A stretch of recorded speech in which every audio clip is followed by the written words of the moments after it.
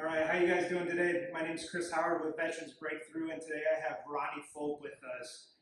Roney is one of the board members with Veterans Breakthrough, and we're going to start today with one of the series of these interviews that we're going to do. And these interviews are going to be designed to share a little bit about the experiences that we face during the military and after the military, some of the challenges we go through, and hopes that this will help some other veteran in the future. So Roney, go ahead and share a little bit about your time in the service. What did you do and all of that? Okay, so I was an ROTC cadet.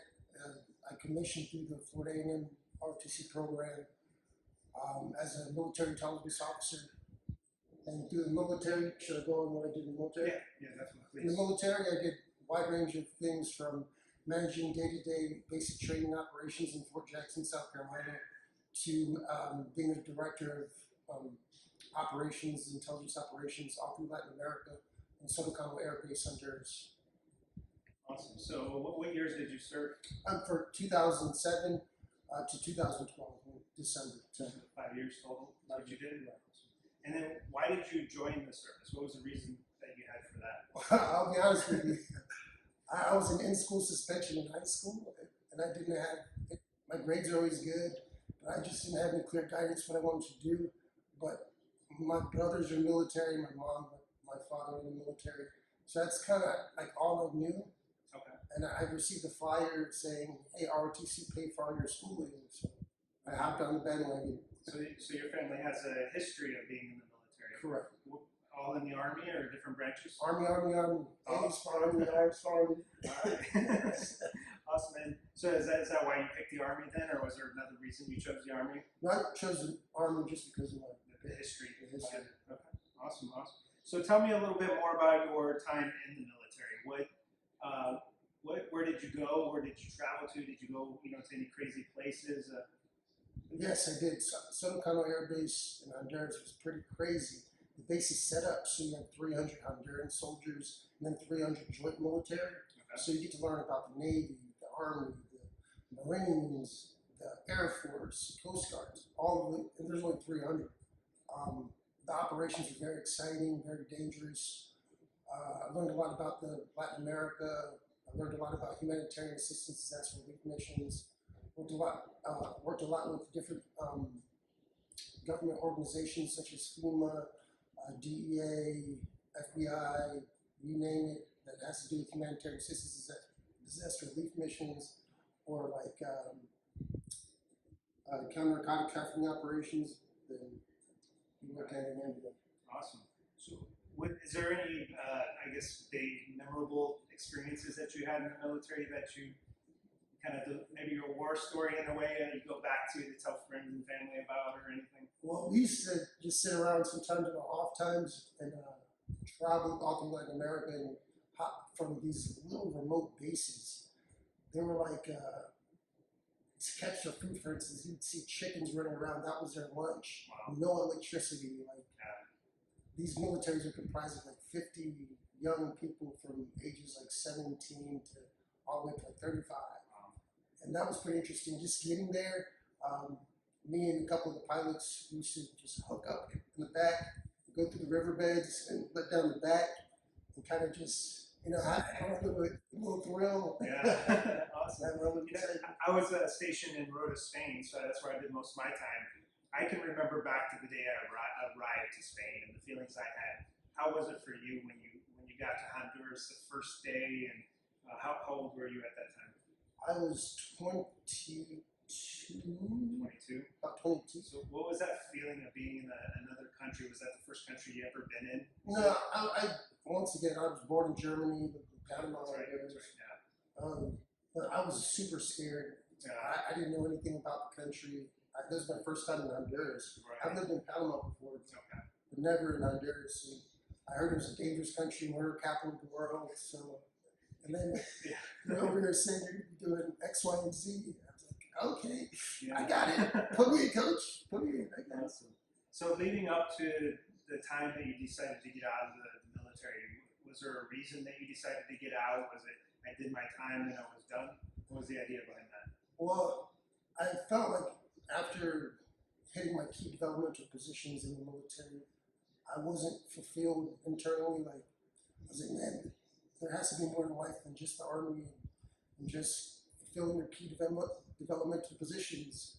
And so I wanted to challenge myself and really see what's out there and what I was fully capable of doing versus just being in the Army. So I fulfilled my contractual obligation. Yeah.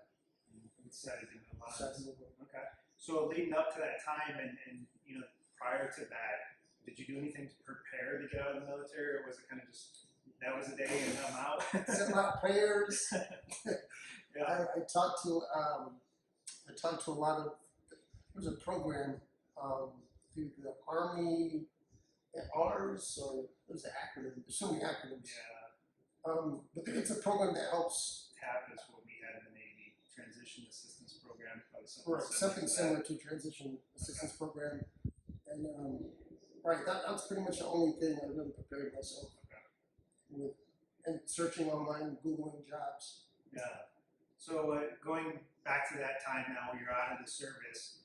What was your vision from there? Were you, I mean, you already had a degree, so Right. were you planning on going back to school? Did you plan on just going straight to the workforce? I was just happy to be out of the military. Did you enjoy some time on being out of the military? I did. I picked up mixed martial arts. I was heavy in jiu-jitsu. I worked out like crazy, like 3 times a day. I took care of my body. Like, I was eating real healthy. I was just mentally just scared, just petrified. Yeah. Because I didn't know anything else. Didn't know what to do. That's all you knew, right? That's all I did. Yeah. So when you left the service, what did you do afterwards?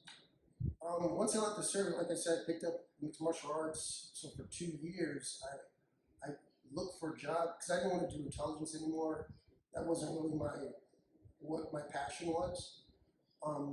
So I looked for something like in management, and in doing so, I didn't realize management has a lot of different different categories in it. So I was overwhelmed. So I would just apply randomly for things I wasn't qualified for because I didn't have, all I knew was military jargon and the jargon in the civilian sector. One of the challenges we face getting out of the military, we're so used to the military language, and trying to translate that to the civilian world is tough. So you started working for the Equal Opportunity Employment. Correct. Equal Employment Opportunity Commission. That was a blessing from the vocational rehabilitation program up in Washington, D.C. I applied. I had no idea that the program existed, and I applied. I took the online. There's an online like survey that tells you like your strengths, weaknesses, and what you're good at, what you're bad at, and then it puts you in a role, a non-paid internship. And through the internship, I was able to get my foot in the door at the agency, picking me up after a month. Yeah, I know that's a big thing in the government world is getting in the door. But once you get that foot in the door, it kind of opens up some big opportunities. Absolutely. So you spent how many years working for them? Approximately 3 years. 3 years. And then tell me a little bit more about why you left there. I guess what you accomplished while you were there, and leaving there. Sure. So when I was there, my main thing was supporting the 52 local offices and regional offices and district offices nationwide. And in doing so, it gave me insight as to where a lot of problems were. And what I did, I was able to find discrepancies in people filing discrimination cases. Like, it was very difficult. It wasn't very user-friendly. And through me and the IT team, we were able to create this mobile application which uses a skip pattern technology, say yes or no questions, like Tinder or any of those sites that swipe right generates a response, swipe left generates a response. And I was able to do that for the entire nation so that it will be easier for people to file a discrimination case and see if they can use government resources to get compensation for any kind of wrongdoing. Yeah. So you developed this app, and from what you shared with me is you didn't have the skill set as far as the technology or background side, but you had the resource side, right? Absolutely. You're resourceful to be able to go out there and build that team to put this idea into motion. Absolutely. And to me, that's a huge success story. I Thank mean, you very to much. be able to do that, and from what I understand now, you're no longer there, Right. and you currently work doing what? I try to get involved with organizations such as Veterans Breakthrough. Just really helping veterans, most importantly, is my passion because I knew how difficult it was transitioning. And if I could help any way to help alleviate someone's stress or worries about where to find some certain information or where to find certain resources, and I'm all about that. So I dedicate my time to finding ways to utilize my skill sets in helping veterans out.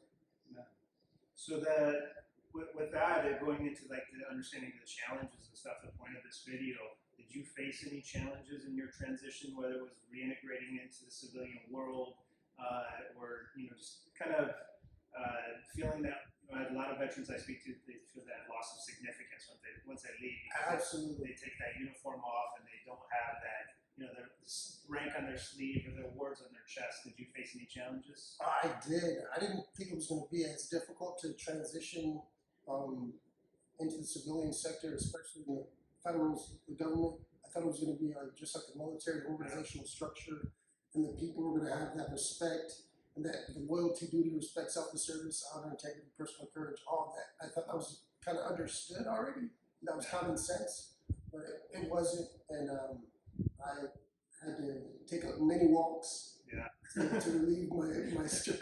I had to take many naps and walks to listen to music. So if we can look at some of those challenges that you faced, Right. if we go back to it, how would you, or what advice would you give to yourself or to a veteran currently facing these type of challenges with dealing with the anger or frustration, not having kind of the same vision in mind, is kind of what I understood from the challenges you faced, is where people have different views of how life should be and what it should be.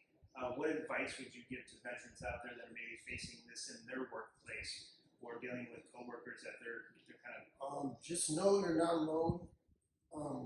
If you think you have a unique situation, yes, that's very true. Everyone's unique in their own way. But as far as like circumstances and transitioning from the military to the civilian world, you're definitely not alone. And there are many resources out there, many people willing to help you, give you the shirt off their back, so you don't have to go through the headache or even have that mental or physical type of trauma that it leads to. That's great advice. I think the biggest thing is to let them know that they are not alone. There's veterans that have gone through different challenges that they're facing, and there's a way out. There's veterans have gone through a lot of this already. So to take this advice and use it how you can. I want to thank you for your time and sharing your story, your experiences, and even your success story with after the military and being able to just spend your time doing what you really are passionate about, which is helping give back. So we thank you for your time. Thank you. Thank you all out there.